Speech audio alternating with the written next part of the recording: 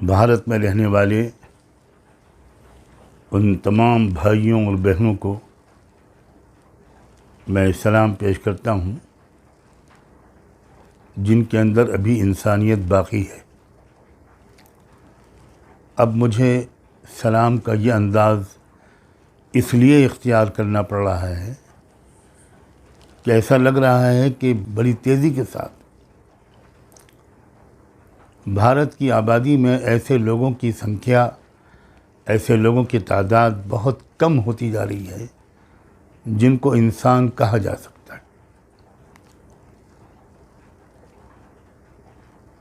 Rail में सफ़र करते हुए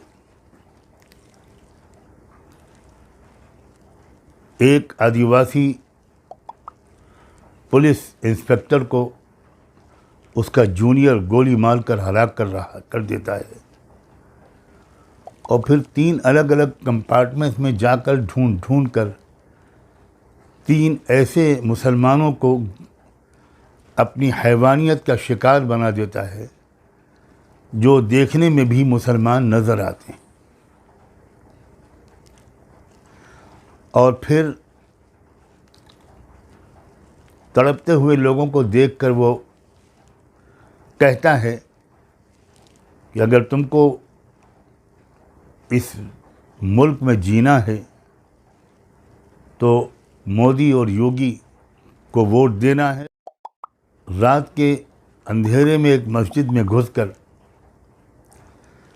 उस मस्जिद में एक नौजवान 19-20 साला नौजवान लड़के हाफिज़ इमाम साद जो वहाँ पर इमामत करता था उसे चाकुओं से गोद कर कुछ इंसान नुमा जानवर हलाक कर देते हैं।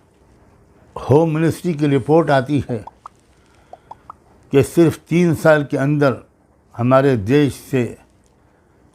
देश में 13 लाख से ज़्यादा लड़कियां और महिलाएं मिसिंग हैं, लापता हैं।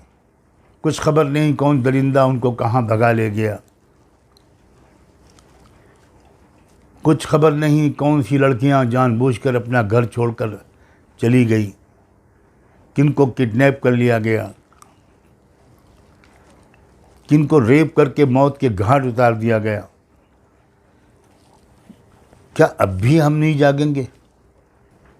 अब भी हम हिंदू मुस्लिम करते रहेंगे? अब भी हम इलेक्शन का खेल खेलते रहेंगे?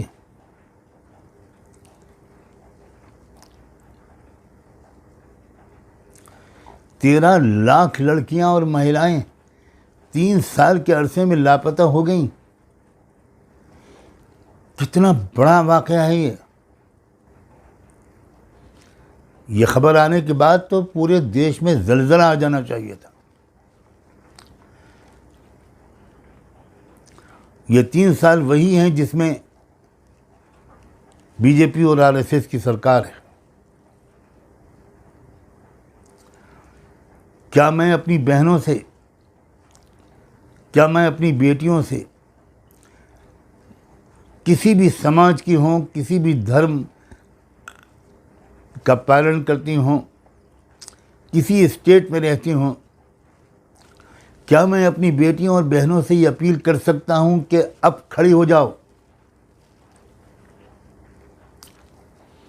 ये पूरा महिलाओं का वर्ग जिस बुरी तरह जुल्म और सितम का शिकार है, जिस तरह औरतों के और लड़कियों के हुकूक मारे जा रहे हैं, उनकी इज्जतें लूटी जा रही हैं, उनको रेप करके टुकड़े करके उनको फेंका जा रहा है, फ्रिज में रखा जा रहा है।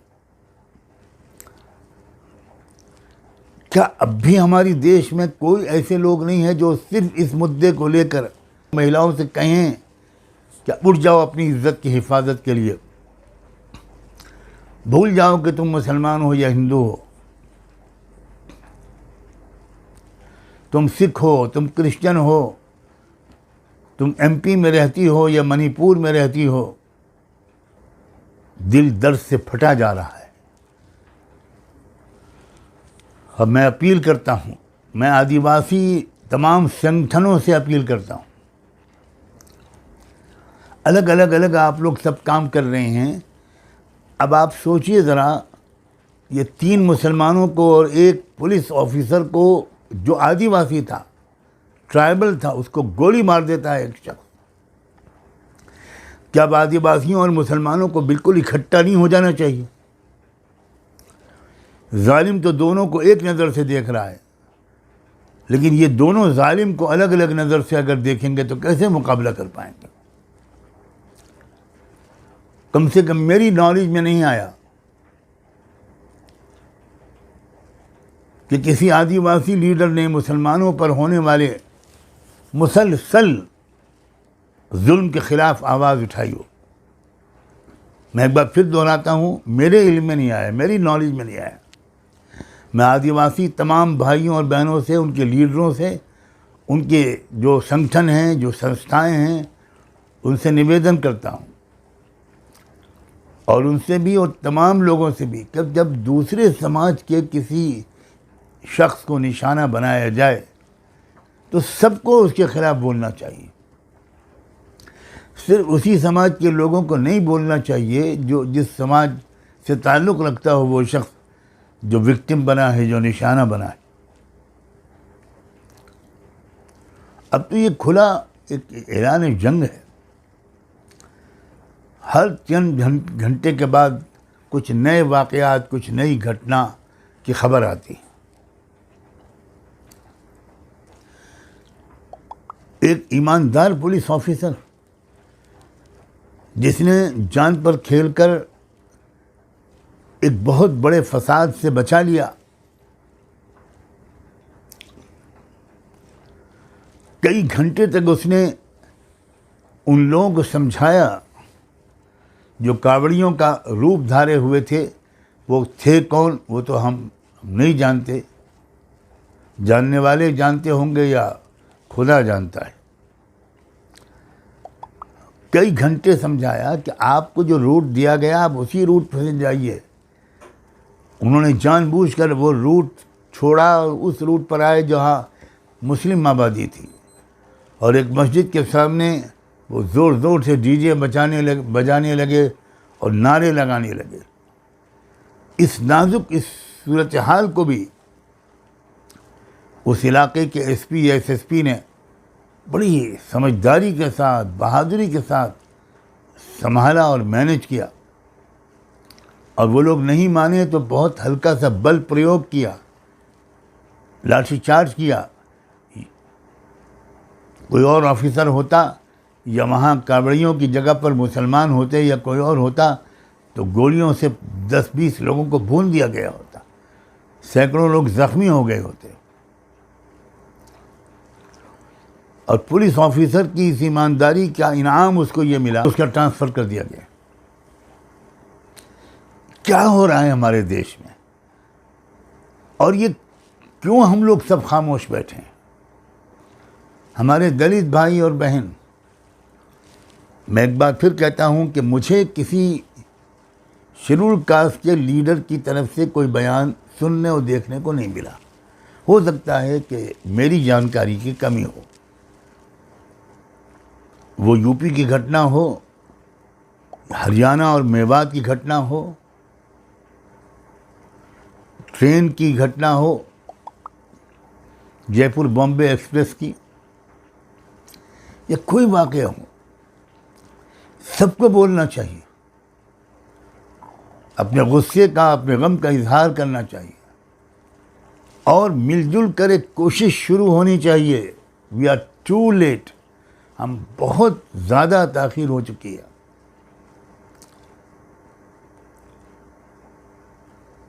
जिस कौम का ज़मीर इस तरह मर जाए, जहाँ इस तरह के वाक़यात एक नॉर्मल हो जाएं, यह है न्यू नॉर्मल जिसका हम लोगों ने चर्चा सुना था। यह है न्यू इंडिया, और अब तो इंडिया कहना भी मुश्किल है। यह नया भारत, इसका निर्माण करना चाह रहे थे हमारे संघ परिवार के लोग। और भारत सरकार के लोग।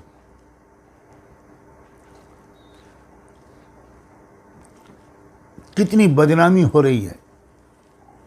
हम जिस भारत में पैदा हुए थे ये वो भारत तो नहीं है, बहुत बदल चुका है, बहुत बिगड़ चुका है।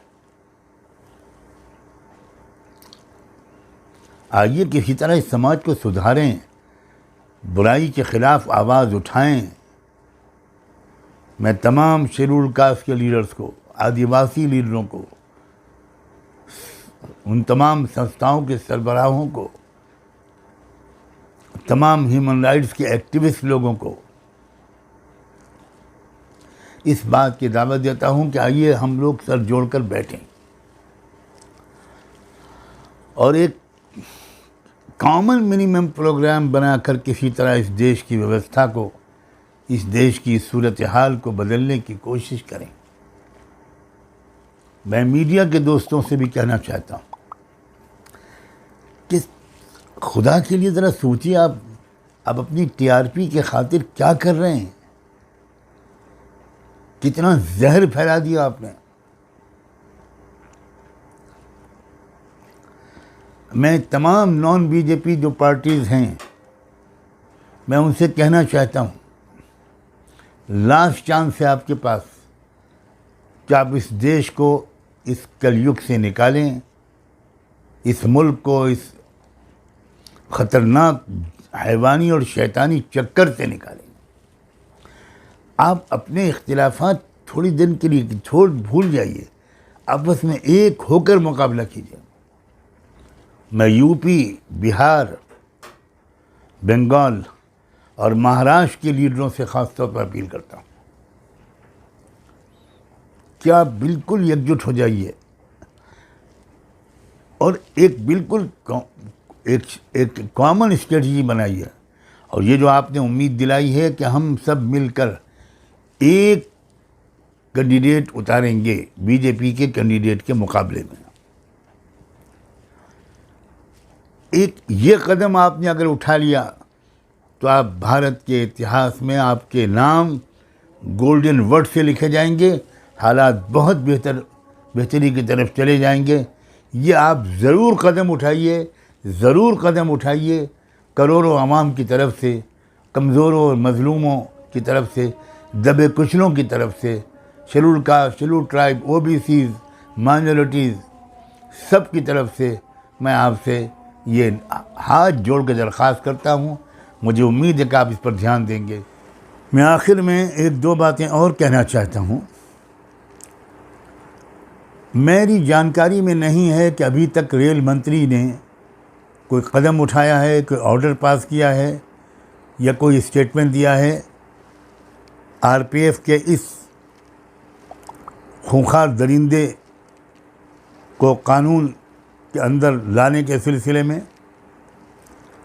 क्या चार्जशीट बनेगी, कौन सी एफआईआर दर्ज की गई है और किन धाराओं में ऐनी गवाहों के साथ इस केस को लड़ा जाएगा ताकि कैपिटल पनिशमेंट से कम इस दरिंदे को कोई सज़ा न मिले भारतीय कानून के मुताबिक।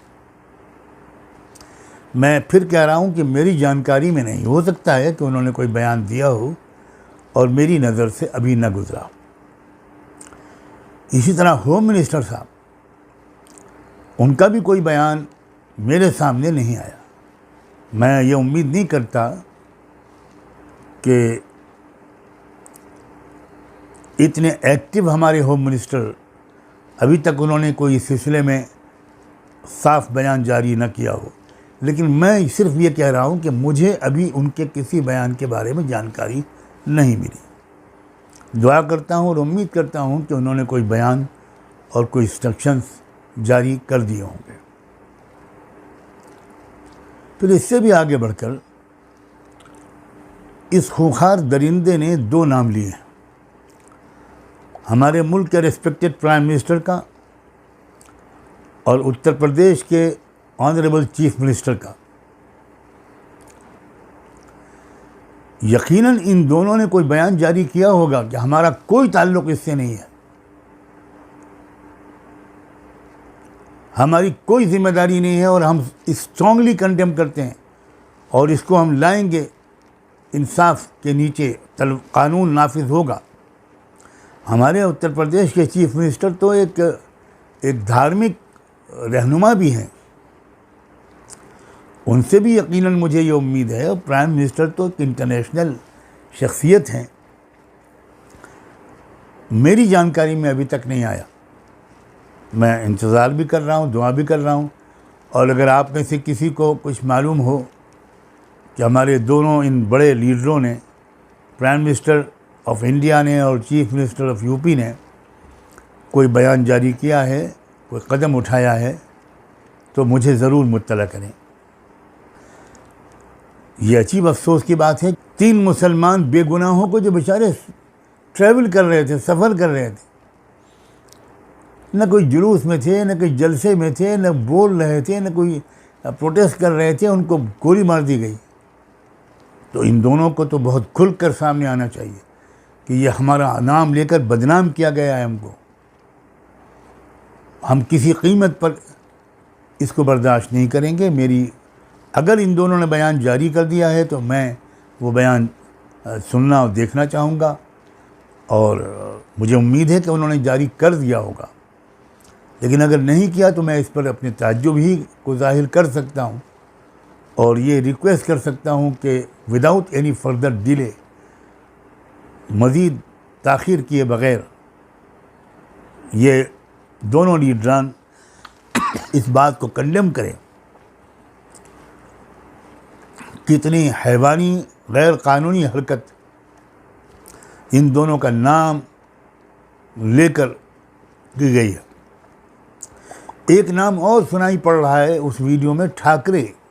मेरी समझ में नहीं आ रहा इससे कौन से ठाकरे मुराद है।